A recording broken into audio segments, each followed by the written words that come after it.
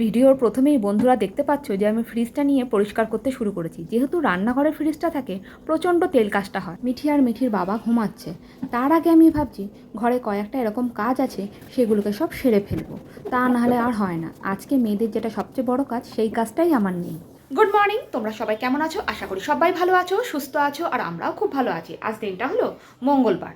তা সকাল সকাল ঘুম থেকে উঠেই দেখতে পাচ্ছি যে মেঘলা মেঘলা ওয়েদার হচ্ছে, পুরো প্যাচ প্যাচ করছে ওয়েদারটা, খুবই বাজে ওয়েদার।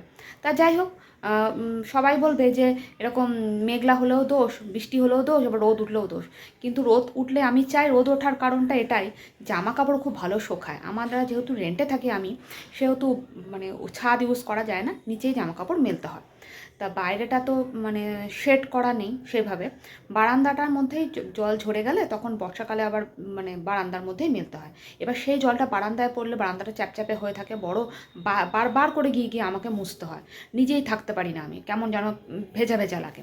আর বর্ষাকাল তো জানো নিচতলাটা কেমন স্যাঁত স্যাঁত করে। তা যাই হোক, ওসব কথা বাদ দাও। আজকে একটু দেরি করেই ভিডিওটা করতে শুরু করলাম, এই কারণেই ঘরে প্রথমে কয়েকটা কাজকর্ম করে নিয়েছি, তারপরে তোমাদের সাথে গুড মর্নিং করতে এলাম।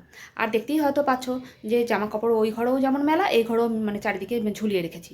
কিছু করার নেই, ওই দড়ি আর টানাইনি ইচ্ছা করে। দড়ি টানালে ও সেই দড়ির মধ্যে মানে রেখে দেবো জামা কাপড়, আর সেটাও বাজে লাগে দেখতে। তা যাই হোক, চলো এখন টুকিটাকি কাজকর্ম করি। আর রান্না বান্না তেমনভাবে নেই বলতে, আজকে শুভ্রজিৎ নাকি রাত্রেবেলা একটা রেসিপি করবে। কী রেসিপি সেটা জানি না, অনেক দিন ধরে শুরু করেছে। হ্যাঁ, চিকেনের একটা রেসিপি করবে সেটা বলেছে। চিকেনটা আনা নেই, ও নাকি মানে যখন সন্ধেবেলা যখন বাড়ি আসবে, আমার সন্ধেবেলা রাত্রেবেলা তো আসে বাড়ি, তখন হয়তো নিয়ে আসবে। আজকে তাড়াতাড়ি একটু চলে আসবে বলেছে, তখন নিয়ে আসবে চিকেনটা। তা যাই হোক, কী দেখি রেসিপি করে, আর সেজন্য ঘরে কয়েকটা কাজকর্ম করব। তা চলো এখন তোমরা সঙ্গে থাকো। তোমাদের সাথে বাইরেটা একটু শেয়ার করছি, এই কারণেই করছি, দেখো রাস্তাটা কেমন স্যাঁতস্যাঁতে হয়ে আছে। কিছুক্ষণ আগে অবধি বৃষ্টি হয়ে গেল, দুদিন ধরে ভালো শুরু করেছে। কালকে তো তাও একটু কম হয়েছিল, আজকে দেখছি সকাল থেকেই বৃষ্টি শুরু হয়েছে।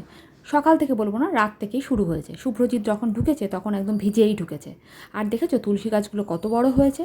এই জায়গাটাতেই ঠিক আমি জামা কাপড়টা মেলি। তাহলে তোমরা বলো, ওই জায়গাটা যদি তুলসী গাছটা বড় হয়ে থাকে আর যদি বৃষ্টির জল পড়ে, তাহলে জামা কাপড়টা কোথায় মেলবো? আর দেখো আমার ঘরের গাছগুলোকেও তোমাদের সাথে একটু শেয়ার করে নিলাম। আর আমার বারান্দায় দেখো, তোমাদের যেমনটি বলছিলাম, বারান্দায় একদম ভর্তি হয়ে আছে জামা কাপড়গুলো কেচেছি, সেগুলো আবার বালতিতেই পড়ে আছে। মিঠিকে সন্ধেবেলা টিফিনে আমি এটা করে দিয়েছি, আলু, পেঁয়াজ, টমেটো, গোলমরিচ আর কী আরও একটু কাঁচা লঙ্কা দিয়ে ওকে মাখিয়ে দিয়েছি। আমরাও ছোটোবেলা খেয়েছি, কারা কারা এরকম ছোটোবেলা খেয়েছো অবশ্যই কমেন্ট করে জানিও।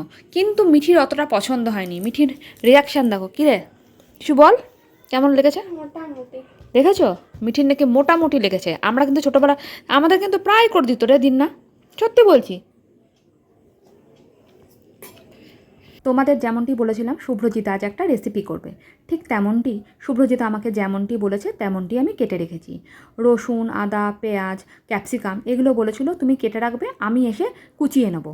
ঠিক তাই ওই করেছে, আমি পরিষ্কার করে রেখেছিলাম, ও করে নিয়েছে। লঙ্কা, লেবু সব রেডি করে রাখতে বলেছিল এইভাবে। শুভ্রজিৎ জাদু করছে, জাদু, বেশ ভালো জাদুটা করেছে কিন্তু।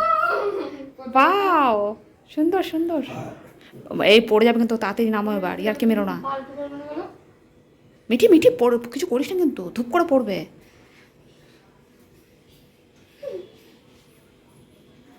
দেখতে পেলে শুভ্রজিতের ম্যাজিকটা? আমি আর মিঠি অনেক চেষ্টা করলাম, পারলাম না। তা যাই হোক, শুভ্রজিৎ যখন রান্না করছিল আমি গিয়ে একটু ভিডিও করছিলাম, কিছুতেই সেখানে আমায় দাঁড়াতে দিল না, বললো তুমি এক্ষুনি চলে যাও, আমি করে নিয়ে ঠিক যাব। বিশ্বাস করো, তাই তোমাদের সাথে শেয়ার করতে পারলাম না। আমি যখন কোনো সময় করব তোমাদের সাথে শেয়ার করব। এদিকেও ফোনে বন্ধুদের সাথে গল্প করি, কিন্তু ওখানে দাঁড়াতে আমায় কিছুতেই দিল না। রান্নাটা হবার পর শুভ্রজিৎ আমায় ডেকে বলছে, এবার তুমি ভিডিও করে নিয়ে যাও, আর তোমার বন্ধুদের জিজ্ঞাসা করো যে আমার কালারটা কেমন এসছে। আমি যদি কখনো এটা করি তখন তোমাদের সাথে অবশ্যই শেয়ার করব। খেয়ে দেখলাম মন্দ হয়নি, মিঠিরও খুব ভালো লেগেছে, আমার তো অপূর্ব লেগেছে। তোমাদের সাথে তো শেয়ার করাই হয়নি ভালো করে। তা দেখো, গুনগুনের ঘর থেকে সেই বলেছিলাম না আর লাস্ট কিছু আছে নিয়ে আসার, এই দেখো, এই যে খাটটা ছিল না, সেই খাটটাকে খুলে নিয়ে আসা হয়েছে, দেখতে পাচ্ছ? ওই আমার সামনের ঘরটায় রাখা হয়েছে।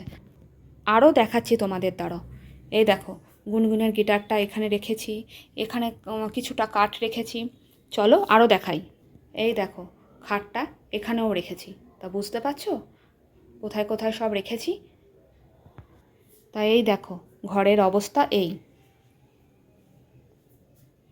তা আজকের জন্য ভিডিওটা এখানেই শেষ করছি।